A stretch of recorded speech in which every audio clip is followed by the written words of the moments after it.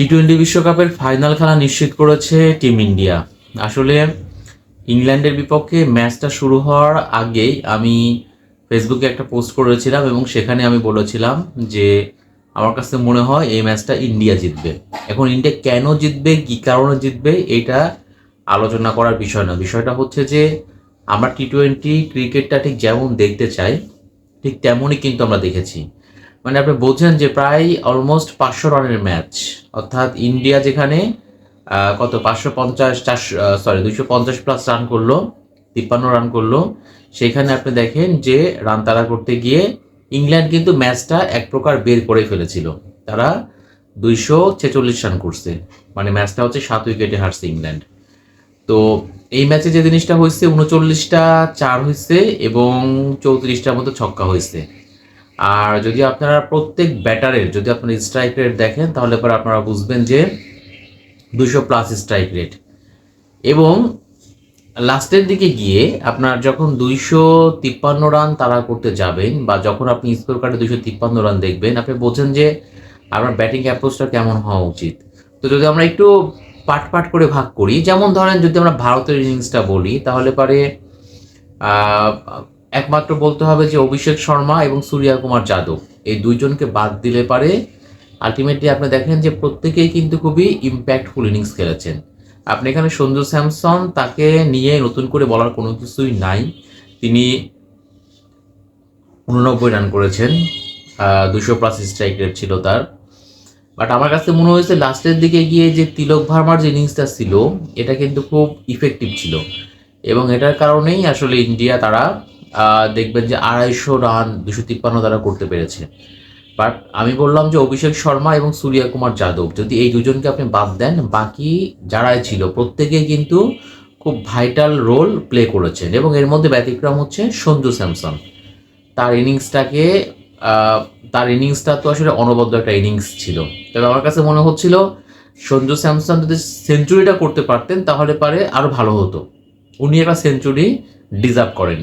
তো যাই হোক, স্যামসন তিনি করতে পারেননি সেঞ্চুরি, 3 অঙ্ক ছুঁতে পারেননি, বাট তার যে 89 রান খুব ভাইটাল ছিল। এবং লাস্টে তিলক ভার্মা, তার ইনিংসটাও কিন্তু খুবই ইফেক্টিভ ছিল। তো ইন্ডিয়া যখন 7 উইকেটে 253 রান করলো, আলটিমেটলি আমার তো মনে হয় যে তখন হয়তো বা 80% ক্রিকেট সমর্থক ধরে নিয়েছিলেন যে এই ম্যাচটা ইন্ডিয়া জিতবে। বাট যেহেতু উইকেটটা ছিল একদম ব্যাটিং ফ্রেন্ডলি উইকেট ছিল, এই কারণে হয়তো বা মনে করা হচ্ছিল 253 রান, তো হয়তো ইংল্যান্ড এরকমও হতে পারে 210 220 এরকম রান তারা করতে পারে, এরকম অনেকে মনে করছিলেন যে ম্যাচটা যাই হোক না কেন ইংল্যান্ডও 200+ রান করবে। কিন্তু কেউ কি আসলে ভেবেছিলেন যে 95 রানের মধ্যে প্রথম সাড়ে 4টা উইকেট হারিয়ে ফেলার পরও ওই জায়গা থেকে আপনার 246 রান করা, এটা কিন্তু চারটিখানে কোনো কথা না। তো এক্ষেত্রে আপনার জ্যাকব যে বেথেল, খুবই কম বয়স, 22 বছর বয়স, এবং তিনি কিন্তু বিশ্বকাপ মঞ্চে তার ক্যারিয়ারে যে সেরা ইনিংস, তিনি তো সেঞ্চুরি করেছেন, 105 রানের মতো তিনি করেছেন আর কি। তিনি কিন্তু তার ইনিংসটা খেললেন, তার ক্যারিয়ারে ফার্স্ট সেঞ্চুরি। এবং জ্যাকব ব্যাথেল যেভাবে তিনি দায়িত্বটা আসলে নিয়ে খেলেছেন, যেভাবে তিনি দৃষ্টিনন্দন শট খেলেছেন, যেভাবে তিনি দলের হাল ধরেছিলেন, আলটিমেটলি এই ম্যাচে আমার কাছে মনে হয় যে প্রত্যেকের মন জয় করে নিয়েছেন ওই জ্যাকব ব্যাথেল। তিনি এত তরুণ একজন ব্যাটার, তিনি যেভাবে ব্যাটিং করলেন, সেঞ্চুরি তুলে নিলেন, তার আক্ষেপটা হচ্ছে দলকে তিনি জিতিয়ে মাঠ ছাড়তে পারেননি। বাট এরপর যদি আপনি দেখেন যে জ্যাকব ব্যাথেলের সঙ্গে ব্যান্টন, তিনিও কিন্তু খুব ইফেক্টিভ একটা ইনিংস খেলেছেন। তারপরে কি জ্যাক উইলস, তিনিও কিন্তু খুব মানে ভালো একটা ইফেক্টিভ ইনিংস খেলেছেন।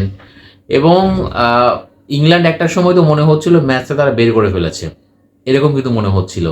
মানে প্রায় 253 রানও নিরাপদ না। আপনি বোঝেন যে এরকম মনে করা হচ্ছিল যে ইংল্যান্ডের জ্যাকব ব্যাথেল যেভাবে ব্যাটিং করছেন তাদের মনে হচ্ছিল হয়তোবা ইংল্যান্ডে ম্যাচটা তারা বের করে ফেলেছে বা বের করে ফেলবে, তারা ম্যাচটা হয়তোবা জিতবে এবং ইন্ডিয়া বাদ পড়বে, এরকম কিন্তু একটা সিচুয়েশন তৈরি হয়েছিল। তো আলটিমেটলি লাস্টের দিকে গিয়ে বলতে হবে যে জাসপ্রীত বুমরা এবং হার্দিক পান্ডিয়া, বিশেষ করে 18তম ওভারে তো 18তম ওভারে বুমরা যে বোলিংটা করলেন, আপনি বলছেন যে ওই রকম সিচুয়েশনে 6 রান দেওয়া, এটা কিন্তু মানে কি বলবো যে ওই 18তম ওভারটা আমার কাছে খুব ভাইটাল মনে হয়েছে জাসপ্রীত বুমরার। এরপরে 19তম ওভার যেটা হচ্ছে হার্দিক পান্ডিয়া করলো, উনি ওইখানে আবার হচ্ছে 9 রান দিলেন আর একটা উইকেট নিয়েছেন।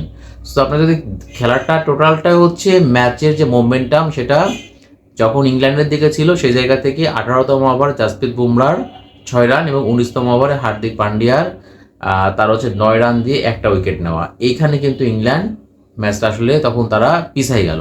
তো এরপর যে জিনিসটা হলো আপনার লাস্টের জবাব 6 বলে দরকার ছিল হচ্ছে 30 রান। এটা কিন্তু খুবই কঠিন একটা সমীকরণ।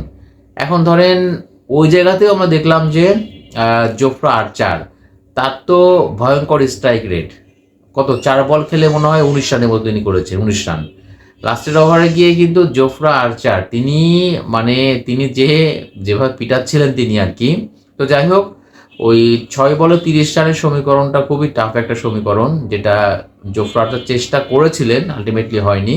তো ওই জায়গাতে গিয়েই আপনার ইংল্যান্ড 246 রান করলো 7 উইকেটে। ইন্ডিয়াও কিন্তু 7 উইকেটে 253 রান করেছিল। তো ম্যাচটা ইংল্যান্ড হারলো হচ্ছে 7 রানে আর কি। তো এই ম্যাচটা দেখার পরে একটা জিনিসই মনে হয়েছে, টি-20 ক্রিকেট দর্শকরা যেমনটা দেখতে চায়, মানে সব কিছু ছিল, রোমাঞ্চকর ম্যাচ ছিল, উত্তেজনাপূর্ণ ম্যাচ ছিল, টান উত্তেজনা, শ্বাসরুদ্ধকর, যত যা বুঝি টি-20 ক্রিকেটে যে ধরনের রসদ থাকা প্রয়োজন তার প্রত্যেকটাই কিন্তু আমরা দেখেছি। বাট আলটিমেটলি আমার কাছে এই ম্যাচের রাগ থেকে কেন জানি আমার কাছে মনে হয়েছিল যে এই ম্যাচটা ইন্ডিয়া জিতবে এবং তারা ইংল্যান্ডকে হারিয়ে আসলে ফাইনালে কোয়ালিফাই করবে। তো শেষ পর্যন্ত সেটাই হয়েছে। বাট ম্যাচটা দেখে কিন্তু আমরা খুবই মানে উপভোগ করেছি। আমরা টি-20 ক্রিকেট আমরা যেমনটা দেখতে চাই তার সব কিছুই আমরা এই ম্যাচের মধ্যে পেয়েছি। আপনি যদি ভারতের ইনিংস দেখেন সেখানেও যেমন আপনি মজা পাবেন দেখে, ঠিক তেমনভাবে আপনি যদি ইংল্যান্ডের ইনিংস দেখেন তাদের ইনিংস দেখেও কিন্তু আপনি সেম মজাটা পাবেন। এবং লাস্টের দিকে গিয়ে যে ওই যে টান যে উত্তেজনার একটা পরিস্থিতি তৈরি হয়েছিল, শ্বাসরুদ্ধকর যে অবস্থা তৈরি হয়েছিল, সব কিছুর মীমাংসায় কিন্তু হলো আপনার ইন্ডিয়ার ওই 7 রানের জয়ের মধ্য দিয়ে। তবে এই ম্যাচে আমি বলবো যে আমার মনে হয় যে প্রত্যেক ক্রিকেট প্রেমীর মন জিতে নিয়েছেন। একদিকে হচ্ছে জ্যাকব বেথেল তিনি, আর একদিকে হচ্ছে 18তম ওভারে জাসপ্রীত বুমরা আর 19তম ওভারে হার্দিক পান্ডিয়া। তারা কিন্তু মানে ইন্ডিয়ার সমর্থক যেহেতু বেশি, সো ইন্ডিয়ার ক্ষেত্রে বলতে হবে যে ইন্ডিয়ার মানুষের হার্ট অ্যাটাকের অবস্থা থেকে বাঁচিয়ে দিয়েছে ওই জাসপ্রীত বুমরার হার্দিক পান্ডিয়া।